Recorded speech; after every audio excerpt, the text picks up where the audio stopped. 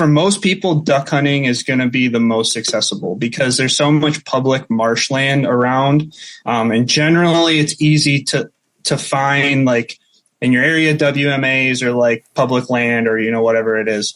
But you can get out with just, a pair of waders, 12 decoys, a gun. The biggest thing for like marshes and for fields too is your cover.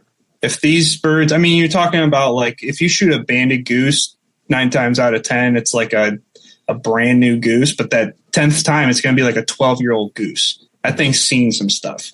So like if you and the geese are floating in, they have time to really sit and like look where they're landing and kind of scan. You'll watch them as they come in. They'll start turning their heads like this. And so for ducks, definitely cover. You get your decoys out there, buy a jerk string. They're $20-$30. Get some motion in the water. You don't need like crazy robo duck spinning wings, nothing like that. Like, it comes with the territory. Once you start spending money, you're like, when would I use this? And you're like, I know the perfect scenario. And then you buy it. It's like $120 and you're like, well, that's just the way it goes. But ducks like motion. They like calling, and you have to be really specific with it. But if you can get their attention, you got some motion on the water, and they can't see you, generally that's when they're the most comfortable, and that's when they'll land. For geese, my big thing is that I don't like to be head on with the geese. Early season is fine because they're not as weary. But as you get into like the regular season, birds start pushing down from Canada and they've been shot at for a month and a half. I like to set up either kind of like, if I was going to be like head on to them, I would go like 45 degrees off or maybe like a full 90 and cross shoot them, because then that time that they're not staring at you, they're looking at the ground and they're looking at where they're going to land.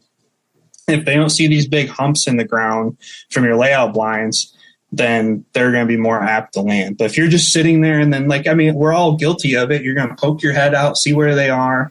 And it's like, that's when the lead one will turn and go, and all of them go. And everybody's like, well, what happened? Well, they saw something they didn't like. So if you don't give them a reason to leave, generally they'll land. But with the permission thing, there's just a lot of places.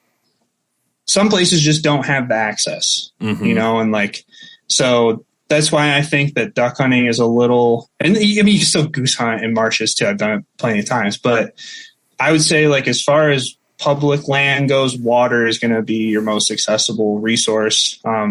Fields, if you're getting permission, just be respectful. These farmers get hammered all the time for people wanting to hunt.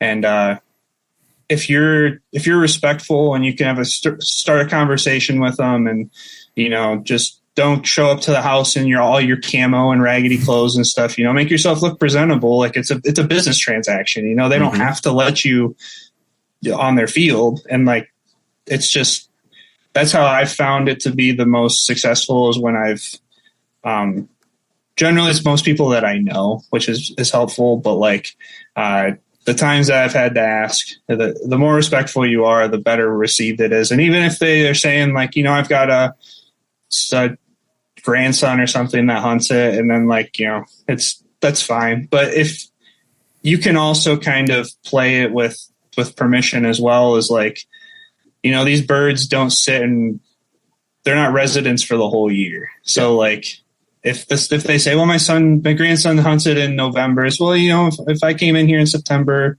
or October or whatever, you can still like kind of play back and forth with it, but just being respectful for the farmers is like number one priority.